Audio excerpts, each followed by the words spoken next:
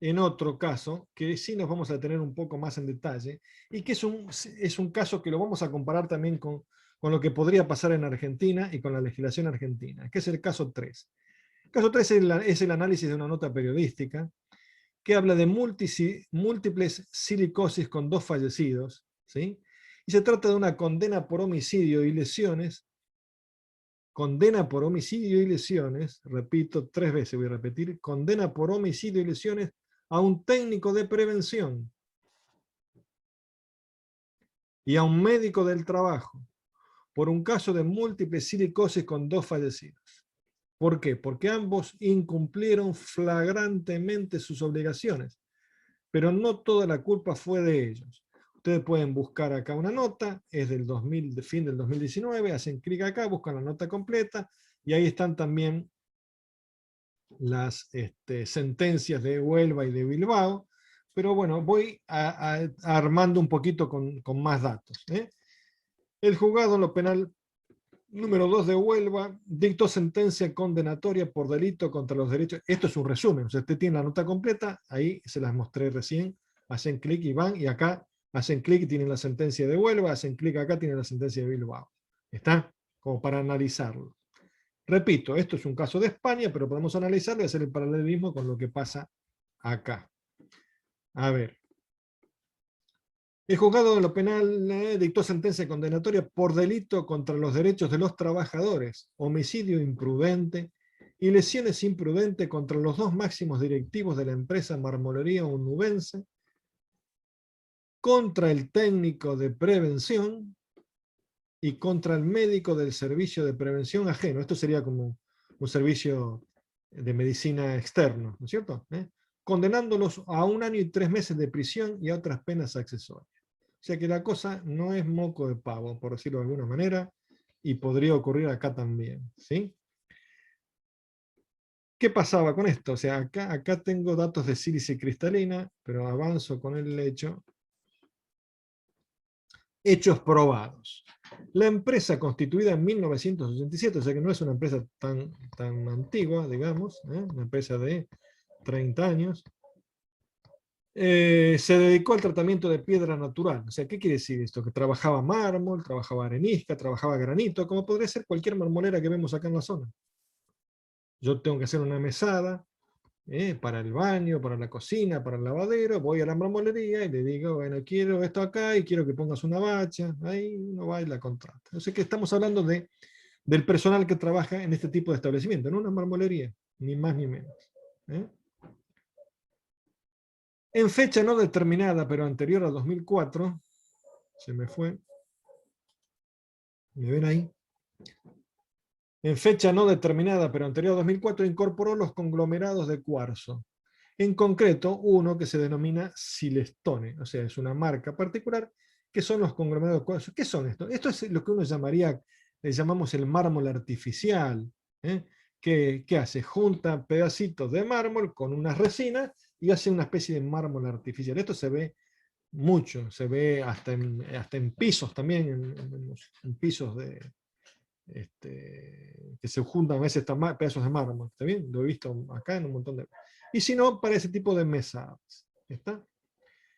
Haciendo caso omiso de las obligaciones derivadas de la Ley de Prevención de Riesgos Laborales, en la empresa no se había organizado la actividad preventiva hasta que en el mes de septiembre del 2002 se elaboró la primera evaluación de riesgo. Septiembre del 2002. O sea que fíjense que le hacen el juicio en el 2018 de algo que empezó a controlarse en el 2002. Yo para tener en cuenta, ¿no es cierto? ¿Y qué dicen el análisis de esa sentencia? Va diciendo esto. Estoy resumiendo acá. No se cumplió con el asesoramiento y apoyo para la evaluación de los riesgos y su planificación, incluidos los agentes químicos como el sílice. O sea que el sílice se considera un agente químico, así como el análisis de muestras ambientales, o sea, la determinación de agentes químicos y otras funciones. Desde la entrada en vigor del contrato hasta el año 2009, el servicio de prevención, o sea, el de higiene y seguridad, se limitó a efectuar mediciones de polvo en general sin realizar mediciones específicas de polvo de sílice para determinar los niveles en cada puesto de trabajo. Entonces yo acá me hago unas preguntas. ¿Qué me pregunto? Me digo, a ver, ¿por qué me está diciendo medir el polvo en general o medir el polvo de sílice? Me está diciendo que se dedicaron a medir el polvo general y no midieron el polvo de sílice. O sea que ya me está diciendo la sentencia que acá tengo un problema. Y la otra pregunta, ¿es distinta la silicosis de conglomerados artificiales de cuarzo a la silicosis crónica simple? O sea, ¿es lo mismo una silicosis debida a trabajar mármol o la silicosis debida a trabajar mármol, como dije ahí, artificial? No me sale no sé lo que dije ahí, ¿qué término usé ahí? Bueno, no importa. ¿El mármol artificial o el mármol natural? Es lo mismo la silicosis que se produce. ¿Tiene el mismo efecto sobre la salud? No. Bueno, entonces ahí vamos, ahí vamos. Y ahí tiene que ver la sentencia que dijeron. Entonces, ¿qué dice? Lo que está en negro lo puse yo, lo que está en azul es casi textual de la sentencia y el rojo es el resaltar lo que está en azul, ¿no? Como no se realizaron mediciones específicas de polvo de sílice que pudieran acreditar los límites de sílice a los que estaban expuestos los trabajadores en cada puesto, no se identificó el riesgo hasta el 2009, que se realizaron las primeras mediciones, pero los trabajadores ya habían contraído la enfermedad. Las primeras mediciones arrojaron niveles superiores en un 350% del valor límite permitido para operarios de piezas de cocina. Estamos hablando acá del caso concreto del polvo de sílice. Cuando se hizo el análisis del polvo de sílice, daba 350 más que el valor límite del polvo de sílice. No el tema del valor de los polvos totales, que eso estaba dando bien, aparentemente. ¿Me van siguiendo el planteo? Lautaro, ¿usted me sigue? Sí, profe. Martina. Muy bien. De eso se trata entonces. ¿Y qué pasó entonces? Con la falta de identificación y determinación del riesgo, ¿qué vengo hablando yo desde la clase 0? Vengo hablando de esto acá, vengo hablando de determinar el riesgo y tener algún método para controlar ese riesgo. ¿Ven? De la clase 0 vengo hablando de eso, ¿cierto? Que tendrían que intensificar esto en el taller. Bueno, con la falta de identificación y determinación del riesgo de inhalación del polvo de sílice, el acusado se refiere al técnico de higiene y seguridad, omitió la planificación de medidas preventivas contundentes para evitar la generación de polvo de sílice en cada uno de los puestos de trabajo, para evitar la exposición de los trabajadores a las partículas emitidas al aire. Además, y acá le tiran con todo, incumplió su obligación al técnico, incumplió su obligación de facilitar los datos sobre el riesgo a contraer la enfermedad al servicio de vigilancia médica, o sea que encima no le dijo nada al médico, pero el médico tampoco va a salir, porque al médico también lo condenan. Entonces los trabajadores nunca fueron sometidos a la única prueba para detectar este problema de la silicosis, que es la placa radiográfica de tórax, como se ve ahí en la pantalla. El acusado omitió su obligación de proporcionar formación e información específica sobre el riesgo a contraer silicosis que entrañaba el trabajo con piedra natural o conglomerados de cuarzo. ¿Se acuerdan que esto también lo venimos hablando? Que uno debe informarle, si uno está en el límite ahí, uno debe informarle al trabajador, al operario. ¿Se acuerdan que esto lo vimos? ¿Cuándo lo vimos, Manuel Caro, esto? No recuerdo en la clase. La clase pasada. En la clase pasada dijimos que si superábamos el valor límite, inmediatamente lo primero que hay que hacer es informar y tomar las medidas de control. ¿Sí? Entonces, como responsable de todas estas omisiones, contribuyó a generar un riesgo grave, altamente probable para contraer la enfermedad. ¿Sí? ¿Y en qué se materializó eso? Se materializó en que 9 trabajadores fueron diagnosticados y 2 murieron. Así terminó la historia. ¿Y cuándo está esto? Esto está ocurriendo, este juicio está ocurriendo años después. ¿Sí? Facu Quintana, ¿me va siguiendo el planteo? Sí, sí, sí. Entonces, ¿de qué se lo responsabiliza al técnico? Al técnico se lo responsabiliza de lo siguiente, que tomó muestras ambientales, pero no las que debía tomar. Que omitió la planificación de medidas preventivas contundentes y que no trabajó colaborativamente con el Servicio de Vigilancia Médica. De eso se lo acusa. Esa es la responsabilidad que transgredió. ¿Sí? Una Bueno, pregunta, ¿quién me habla? Ezequiel López. Dígase. A la empresa también se la imputó, porque en teoría también tendrían que haber Ahí hecho voy, estudios anuales, ahí ¿no? voy, Como se hace acá. ahí voy, ahí voy. La sentencia también responsabiliza al médico. La sentencia te estoy resumiendo, paso rápido, ¿no? La sentencia responsabiliza a los directivos de la empresa y, salteo una, y la sentencia responsabiliza a los fabricantes. A todos esos responsabilizo. Vuelvo para atrás, porque me interesa hablar de esto. Vuelvo para atrás.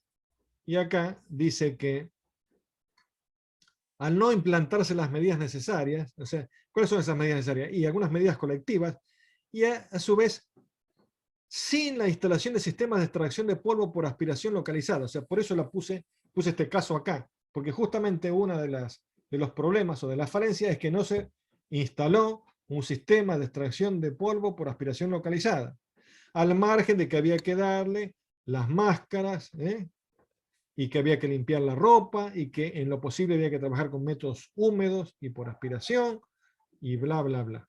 ¿Está bien? O sea, que al margen de todo eso, lo pongo acá porque una de las condiciones, una de las que dice la sentencia, es que no se instalaron los sistemas de extracción de polvo por aspiración localizada. ¿Está? ¿Sí? Y repito lo que me preguntaron recién, entonces también responsabiliza al médico, a los directivos y acá a los fabricantes. Aunque el fabricante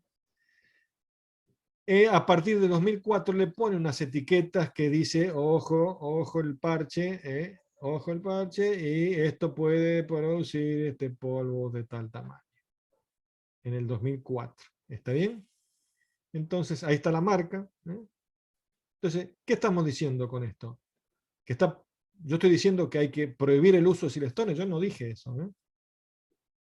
Yo no dije eso. No, porque, perdón, profe, hay muchas cosas, muchos productos y muchas cosas que se fabrican que son, de cierta manera, no sé si la palabra exacta sería peligrosa para el usuario y demás, pero lamentablemente hay que usarlo. Lo que pasa es que para eso también muchos de los fabricantes dejan una indicación. Esto es como, de cierta manera, una comparación media burda como los medicamentos. O sea, el doctor te receta un medicamento para curarte o para alivianarte el dolor de algo. Cuando vos vas a leer el medicamento, resulta ser que tiene más contraindicaciones que la solución que te va a dar. Y eso el médico no te lo dijo.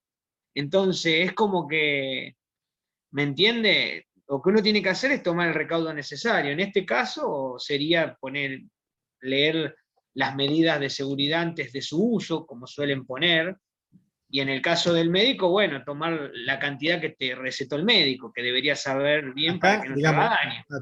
a todos nos puede pasar, pero daría la impresión que acá hacían todas las cosas muy mecánicamente para facturar y no para cuidar lo que tenían que cuidar. No sé, daría esa impresión, ¿no es cierto?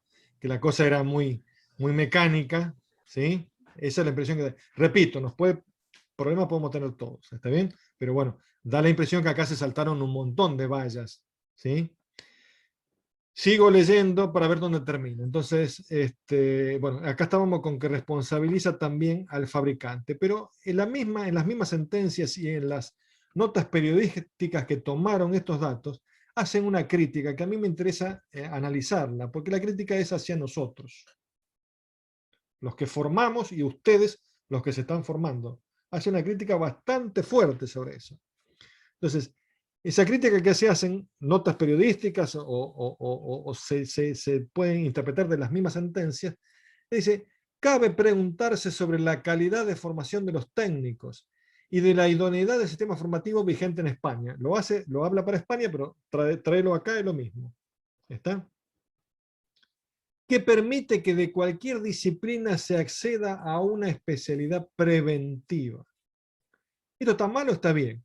No está ni mal ni bien, porque yo no puedo cortarle la posibilidad a alguien que no viene de una formación determinada que estudie una especialidad preventiva. Yo no le puedo prohibir, pero sí debo darle las herramientas o exigirle que sepa lo que tiene que saber.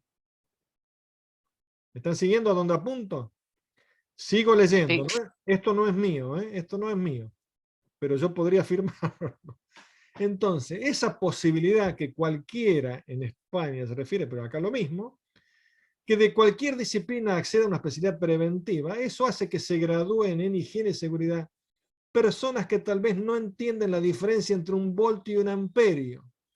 ¿Se animan a que le pregunte qué diferencia hay entre un voltio y un amperio? No, no lo voy a hacer, pero ¿se animan a que lo pregunte? Son cosas, estamos hablando de cosas distintas. No significan lo mismo. ¿Qué cosa no significa lo mismo? Un voltio y un amperio. Por eso te estoy diciendo. O que no sepan, o que no tengan nociones de química o de física. O sea, lo que te está diciendo es que no te puedes dedicar a una acción preventiva si no Si no entendés del tema. si no tenés nociones de química, Claro. de física, sociales también. ¿Está? Pero se comprobó que el técnico no tenía competencias para esto. Eso no lo vas a comprobar. Lo que comprueban es qué fue lo que pasó. Lo que pasó es que No, pero ¿por qué fue la omisión de los estudios y demás? ¿quién me está hablando? Rocío. Rocío, pero un juez no va a dedicarse a eso.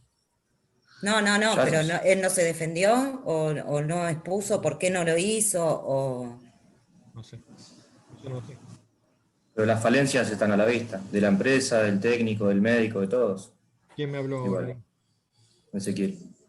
Ezequiel. Por más que no se sepa qué pasó, el resultado son las personas enfermas. Ahí ya tenés... Exactamente. El resultado es lo que pasó. Después, si la formación o no, es otra historia. Vos te estás ocupando de algo para lo cual se supone que tenés la formación. Ahora. Entonces, esto es una crítica a la formación. ¿Está bien? Bueno, antes que se me termine la hora, vamos a compararlo con Argentina. Entonces, a ver, esto acá, ustedes vieron las fechas en las que ocurrió, ¿no es cierto? Vieron las fechas. 2004 empezaron los análisis, 2009, ustedes vieron las fechas, ¿sí? Hubo 2 fallecidos. Entonces, la silicosis, ¿qué es? Es una enfermedad pulmonar, a veces toma 10 o 15 años que aparezcan los síntomas. Se considera enfermedad profesional incapacitante en muchos países. Casi siempre encabeza las listas de enfermedades respiratorias. Estoy haciendo historia, ¿no es cierto? Para ver de qué se trata. Las personas que expuestas a silicosis trabajan en fábricas de abrasivos, de vidrio, minería, trabajo en cantera, construcción de carreteras, edificios, arenadores, corte, pulido de piedra, etc. Con lo cual, no es difícil identificar, o sea, ¿quiénes pueden estar sometidos a esta enfermedad? Y los que trabajan acá. O sea, ya tengo un dato recontra concreto ahí. ¿Está bien? ¿Sí? Y si vamos a la definición de los que habilitan en Estados Unidos, que es lo que figura acá, el logo que está acá arriba, los que habilitan a los técnicos, dice que el primer objetivo es la anticipación, la identificación, la evaluación y el control de los peligros. O sea que de eso no podemos escaparnos. De eso no nos podemos escapar.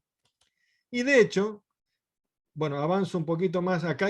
Vieron que yo preguntaba por qué polvo total y por qué. Bueno, ¿qué vimos la clase pasada? A ver, Rocío, ¿qué vimos la clase pasada? La clase pasada vimos polvo total y ese polvo total podía tener fracciones distintas en función del tamaño. Esas fracciones podrían ser inhalables, torácicas o respirables. ¿Cuáles son las más peligrosas? Las respirables. Son las más chicas, ¿sí? Y las respirables son las que se pueden instalar en los alvéolos pulmonares. Por eso la foto, no sé si ya la pasé de recién o no. Esa foto, ¿la ven? Pulmón sano, pulmón enfermo. ¿Está? Porque ahí en los alveolos pulmonares se depositó el polvo. ¿Está?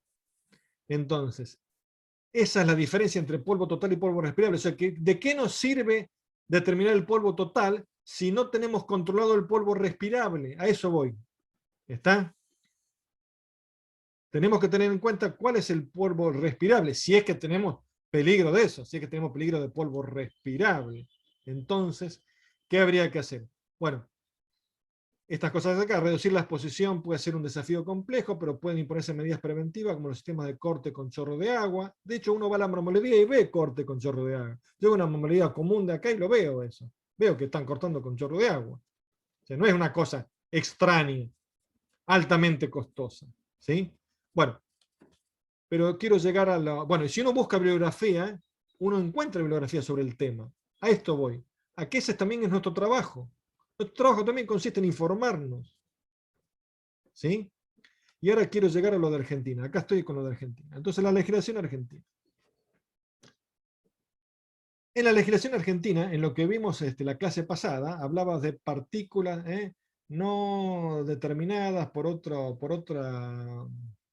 categoría. Entonces decía que son aquellas que no tienen amianto y menos del 1% de sílice cristalina. Ya teníamos una categoría específica de esas. ¿Está? Y para reconocer los efectos adversos de la exposición a esta materia particulada no tóxica se establecen y se incluyen en la lista de los valores límites umbrales adoptados una CMP de 10 miligramos por metro cúbico para partículas inhalables y de 3 miligramos por metro cúbico para las respirables. O sea, ¿qué dice nuestra legislación? Y se lo muestro acá. Si agarran ustedes la famosa tabla esa que tiene como 400 datos, ustedes van a encontrar ahí lo que está remarcado en amarillo arriba de todo. ¿Dónde está? Ahí. ¿Lo ven ahí? Se me escapó el dedo. Ahí dice, partículas. Y entonces dice, no especificadas de otra, indisolubles, no insolubles, no especificadas de otra forma, y dice 10 o 3. Entonces 10, lo que acabamos de decir, ¿no es cierto? 10 es para las inhalables y 3 para las respirables. O sea que eso ya lo decía, ¿quién lo decía eso? Eso ya lo decía el NESO 3 en el 2003, para nosotros. No solo eso, sino que tenemos una modificación del 1991 que ya hablaba del cuarzo. 1991, o sea que ya nuestra legislación lo tenía contemplado eso. A eso voy.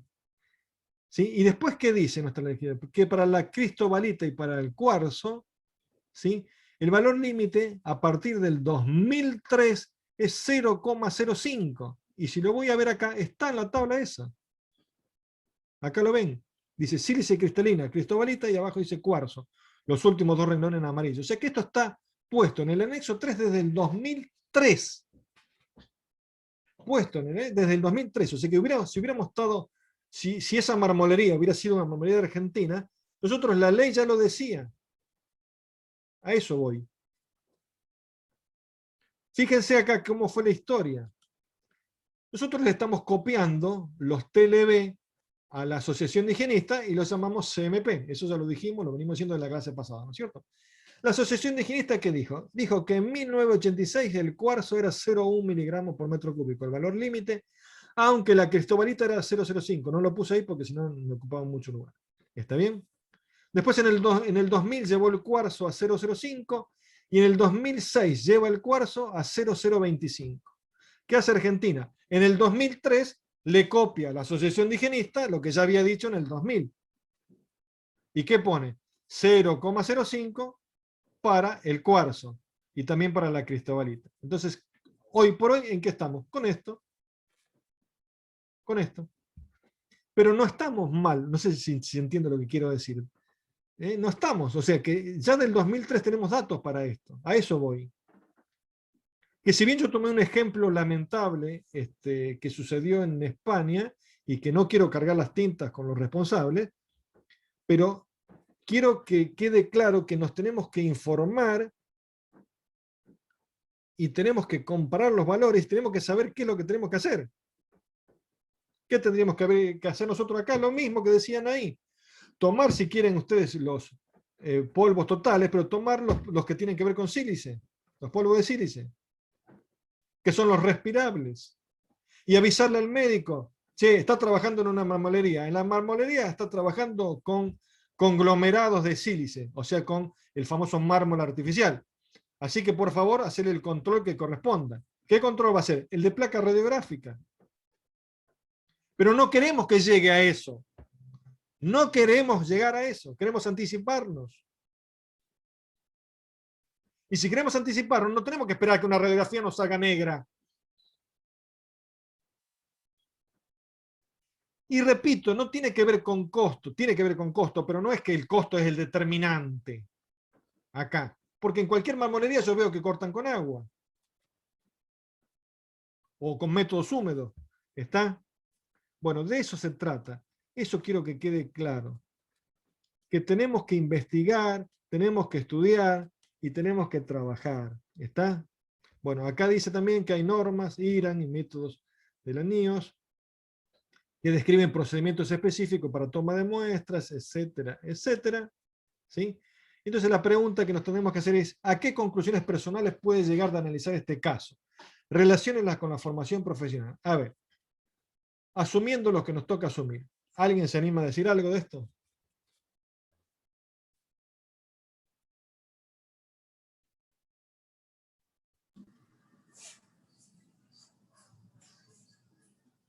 ¿Alguien se anima a decir algo? A ver, Hay que Rodrigo. ser Rodrigo. Sí, Darío. Yo veo en el caso que recae mucho la culpa sobre el preventor, o sea, la persona encargada de la prevención. Pero a mí me pasa, o me ha pasado y tengo colegas, que la misma empresa, por una cuestión que vos referiste de algo a los costos, hay estudios que lo deja pasar por alto por una cuestión de decir, mira, vamos a cumplir con la ley, que con esto llego, y dejo pasar algo específico como es el tema de el caso puntual de la medición del silicio. Bueno, pero en ese caso no se cumple con la ley, porque la ley es muy clara. La ley te dice que si vos estás trabajando con corte o con lo que sea de conglomerados de cuarzo, el límite es 0,05, o sea, no te queda